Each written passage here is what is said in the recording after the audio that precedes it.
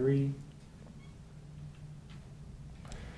Hello everybody, this is Bruno Mortara and I'm talking on behalf of ABTG and the GDG, and today I'm very pleased to interview Professor Frank Romano that is going to talk a little bit about the latest announcements at Drupa and everything that is new, and as a complementary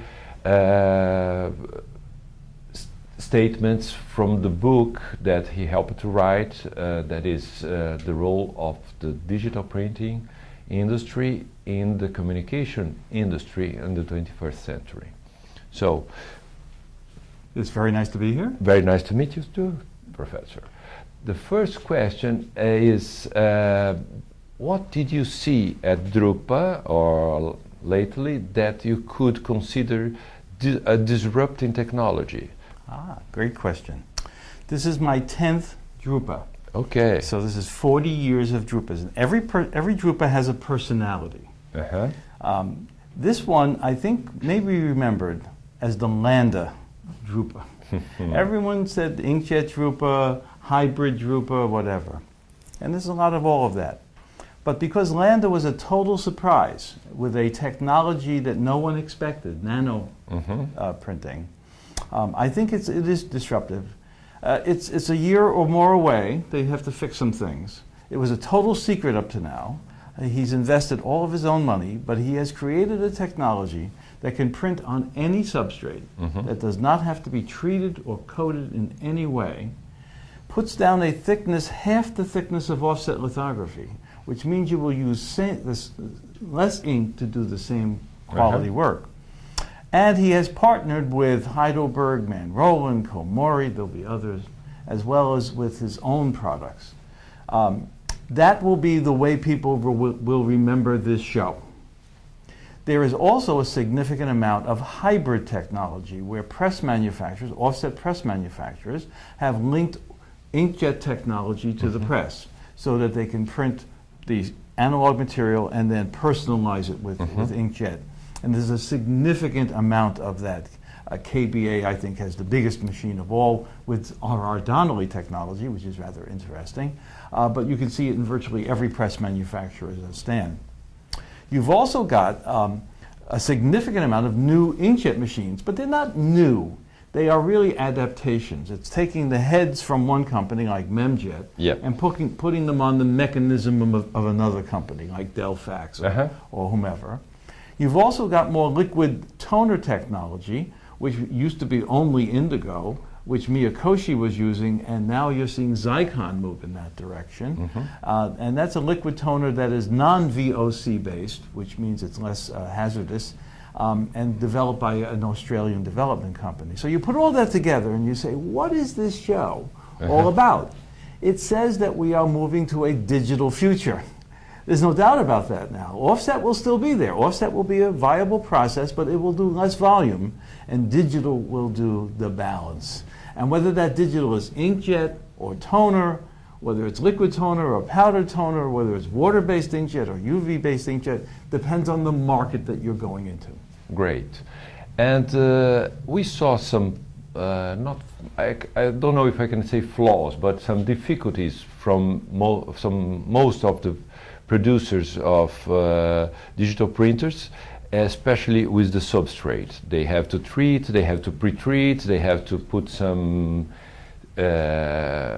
substances in order to anchor better the ink. As you said, Landa technology promises not to have to. We still haven't seen. Other than that, the business model for the digital printing companies is something that bothers me a little bit. I would like to listen to your opinion. Is that they have this business model that the printer shop is completely dependent on their consumables. So if the weather change and company A or B wants to change the price 20%, this printer is completely dependent on those policies. So, and in opposition with offset, that, by the way, is not that. It's reacting with many new features. So What's the picture? This is an issue. In the old days, you bought a press, you could buy ink from anyone. You could drive down the price of ink. You could buy plates from anyone, drive down the price of plates. You could buy paper from anyone and drive down the price of paper if you so desire. In the new digital world, the machines are less expensive, and they make that up in terms of the consumables. And that started with copiers with toner, and has continued with inkjet. I don't think that model will change. And the companies realize that if they raise the price, they are in danger of not selling many more machines. So we've not seen much price inflation in consumables for digital printing at this stage of the game. And in fact, most of the companies have brought down the price of their consumables based upon their manufacture. The more users they have, the more they can bring the prices down. And that has been relentless over the last 5 years or so. But you're absolutely right. Now, paper is another issue. I don't want to be dependent on one company for paper. Yeah. And it is true, inkjet machines require coating in order to hold the ink on the surface.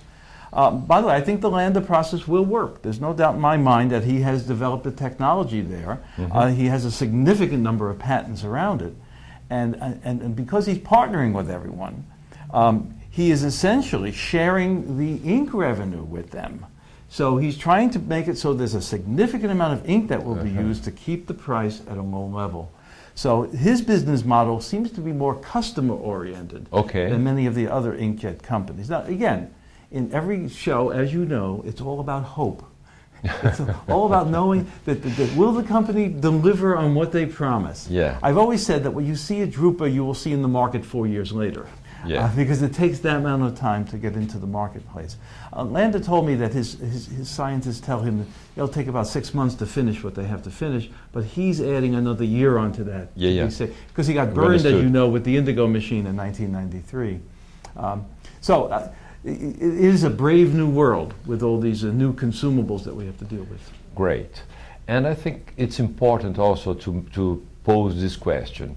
When you define yourself by means of other, like say you have this agnostic person, etc., you are always defining by means of other. And as I see today, digital printing is defining itself against or in relation to offset. I mean, by price, by market, they are not, I think they were not as successful. I used to have a Zycon in the late 90s, so I believed when they said there is variable data in the 90s with Quark Express extension. I believed it, and they did not deliver the promise. The market did not believe, and it was not feasible.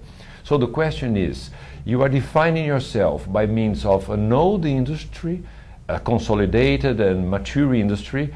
Isn't it strange that we don't have new applications, new model of communications that have different values, not the same offset compared quality, the same offset compared price? I am always amazed with this attachment to the past. Yes. Now let me give you a sentence. Okay. It's only good for quick and dirty printing. What do you think I'm referring to?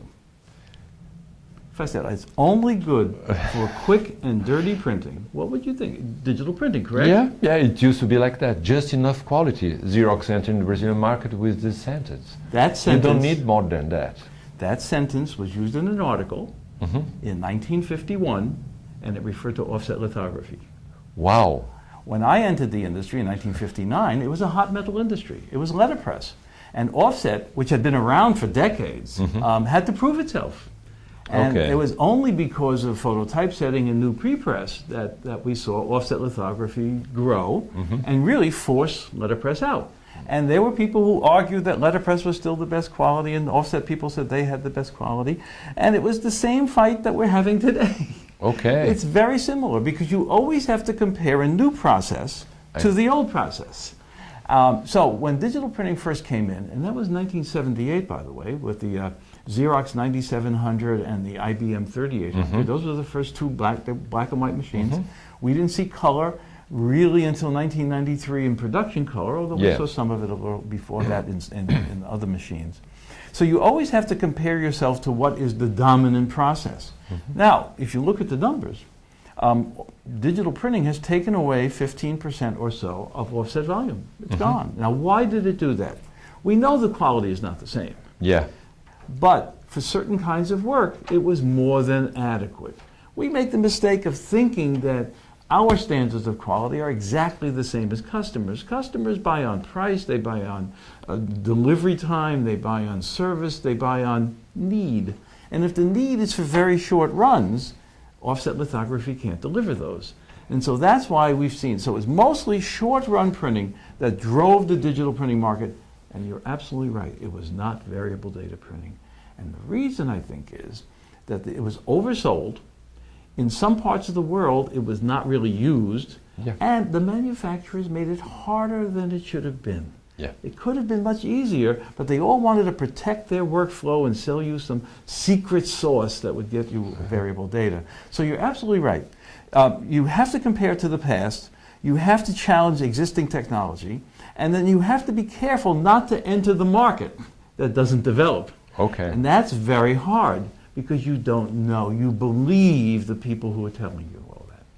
Great. I think the last question would be, we saw some very interesting developments also in flexography. Flexography is like the horse that is running, nobody's noticing. I don't know the proper wording in English, but at the same time, at the very last end, well, oh, this horse was not there.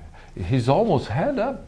So sometimes I see flexography like that. They have nice plates right now. I can take a Fogger 39, prepare the file, and have all the details, all the gamut on any substrate, and they are cheap. They are simple machines. So how do you think it's going to fit this other competitor in the arena? Have you ever printed photographs with flexography? Oh, that's a good answer. No, never. What's going to happen, you're absolutely right, by the way. Flexography is the hidden process that is doing phenomenally well. And the reason is that half of all the things in American supermarkets, and I'm going to say that's probably true around the world, are printed on flexible packaging. Yeah. And I have an assignment for my students that I give them. I say they must go to the supermarket and take a digital photograph of any flexible package that has a photograph on it. And they all come back with pictures of things, and what they're seeing is spot colors being used to simulate photoreality. So flexible packaging is very popular in supermarkets. It's very colorful. It's 6 to 10 colors in most cases. It does a wonderful job. And it is considered to be what we call the last foot of the marketing program. In other words, you can advertise, you can do direct mail, you can do brochures, but someone has to reach out and pick the package and put it into their trolley. Okay?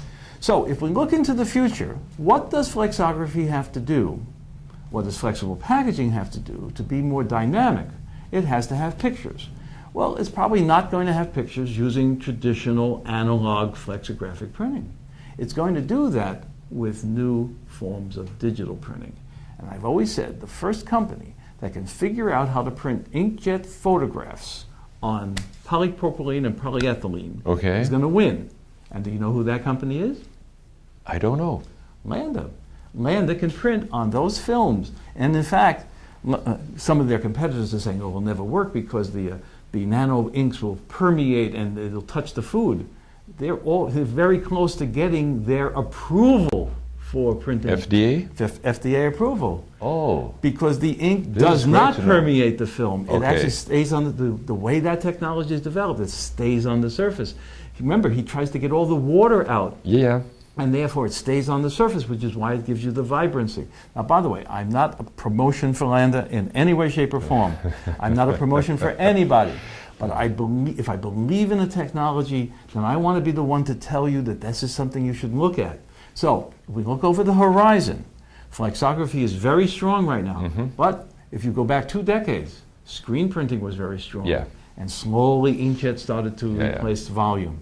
Today, Landa probably will do very little there. But as the years go by, he will start to make deals with other companies. And you'll start to see more and more machines doing flexible packaging. And then that flexo world will change. Great. Thank you very much, Professor. Thank you very much. And thank all my friends in Brazil. Thank you very much.